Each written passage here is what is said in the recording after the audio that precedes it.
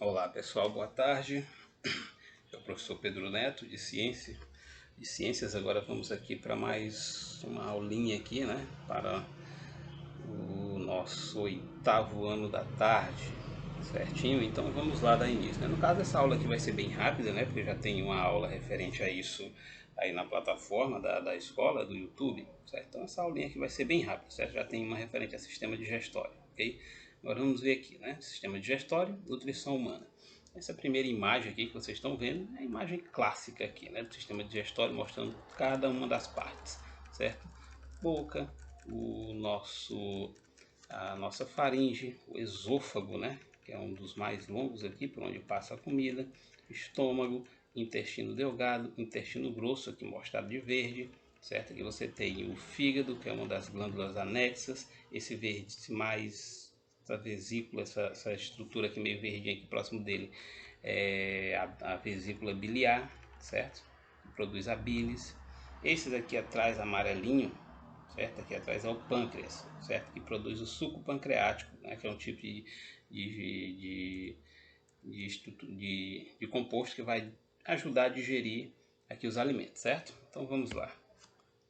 As etapas são basicamente essas aqui, certo? São basicamente 4 etapas: ingestão, digestão, absorção, eliminação, que também pode ser chamada de egestão, ok? Com E. Em vez de ingestão lá no início, que é você engolir, aqui vai ser chamado de egestão, ou seja, você eliminar, certo? Para fora do seu corpo aquilo que não presta.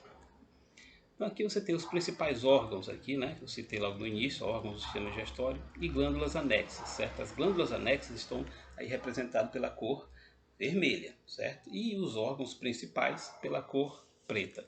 Então aí, órgãos principais, você tem boca, faringe, esôfago, né, que é esse tubo aqui, o estômago, intestino delgado, que é bem fininho, intestino grosso e reto, né, que é por onde ocorre a eliminação, certo, dos restos que não servem.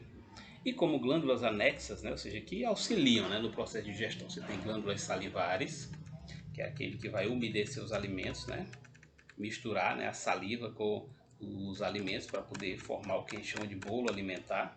Você tem o fígado, né, tem a vesícula biliar, que produz a bile, que é bem verdinha, né, aqui no local.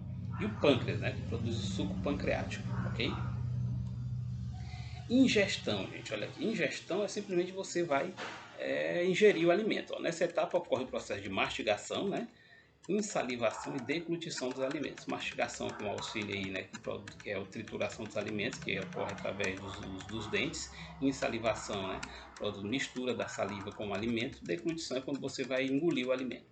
Os alimentos são triturados e insalivados na boca, onde já começa a digestão do amido. O amido, gente, começa a digestão na boca, né, por uma enzima chamada amilase. Amido é aqueles compostos, né, aquela massinha, né, que tem nos alimentos de origem vegetal. Por exemplo, amido de milho, de feijão, de arroz, ok? Só alguns exemplos aí, né? A mastigação e a insalivação facilitam a digestão do amido e a deglutição. Porque se você não mastigar, engolir um alimento bem, vamos dizer assim, inteiro, é complicado, né? E se não insalivar, por exemplo, você molhar esse alimento com saliva, fica bem difícil também, certo?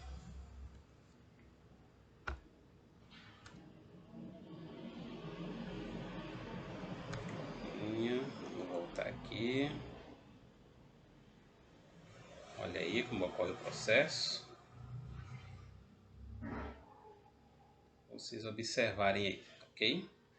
Aí você vai mastigar esse alimento, misturar ele. A língua serve vamos dizer assim, um auxiliar, né?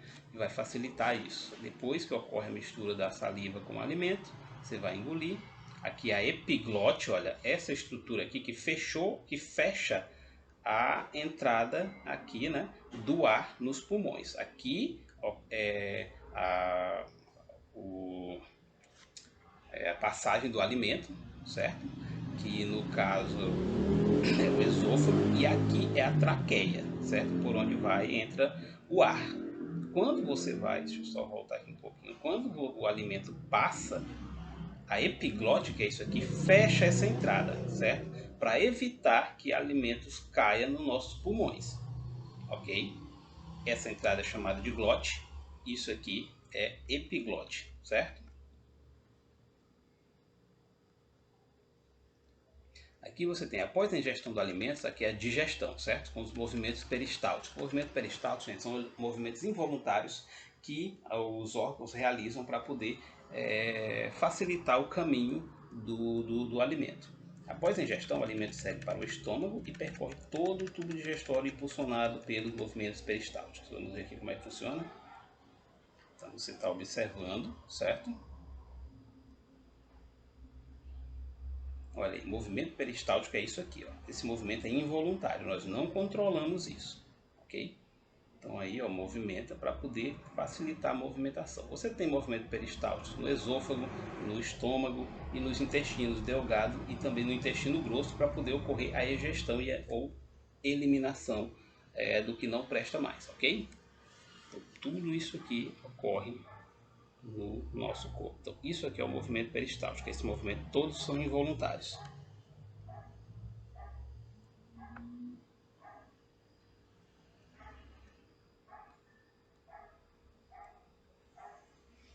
Digestão, órgãos anexos, né? Aqui são os órgãos anexos, né? Fígado, pâncreas, certo? E aqui a vesícula biliar. Então, nessa etapa, os nutrientes serão quebrados em partículas absorvíveis, que vai ser depois enviado para o intestino delgado, que é onde ocorre a absorção, pelas ações das enzimas e sucos digestivos secretados pelas glândulas anexas, pelo próprio estômago e intestino. Então, aqui ó, você tem no fígado, produz a bile, que é armazenada na vesícula biliar. Quando necessário, a bilis é lançada no intestino delgado através de um canal. A bilis não atua quimicamente sobre os alimentos, apenas facilita a digestão de gordura, ou seja, ela vai diminuir o tamanho, né, das moléculas de gordura para poder facilitar a absorção. Pâncreas aqui.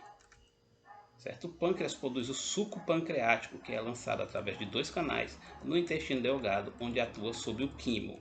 Lembrando, gente, que quando nós mastigamos o alimento e engolimos, ele é chamado de quilo, ou de quimo, né?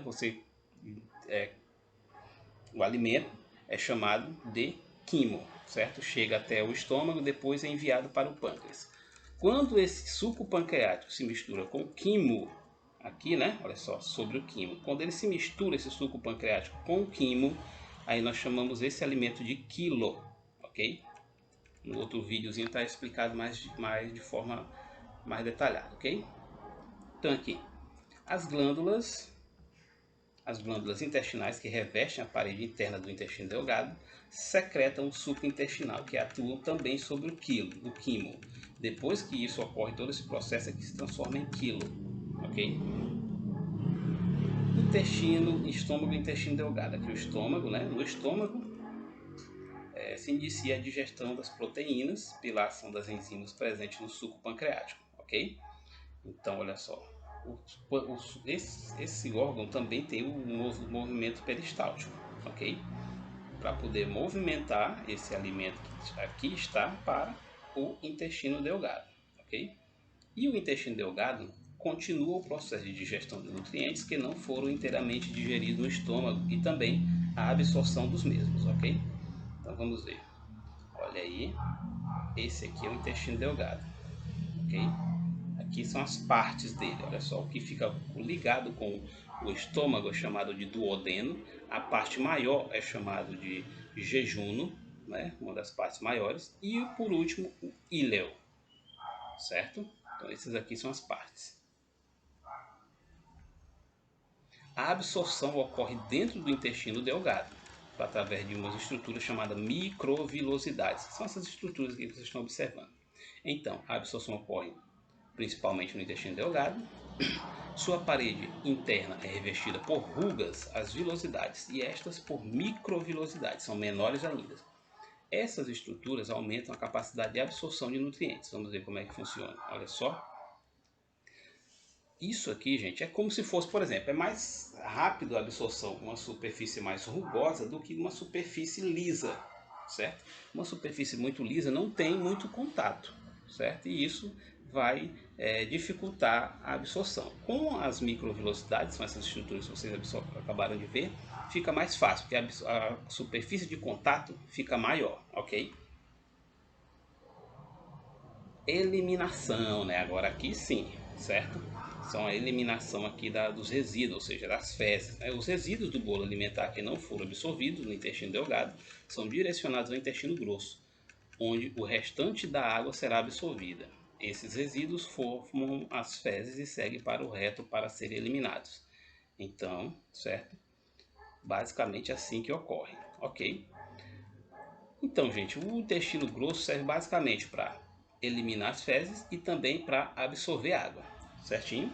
Então, essas são as funções do intestino grosso. E por aqui nós terminamos, né? Aqui algumas referências, né, de alguns canais aí para vocês poderem, ter curiosidade, dar uma olhadinha, certo? Então, nossa aulinha aqui nós terminamos aqui por hoje. Já foi enviado aí um exercício, certo? Para responder. E a correção aí vai ocorrer na quarta-feira pela TV, certo? Pois a todos aí tenha um ótimo dia.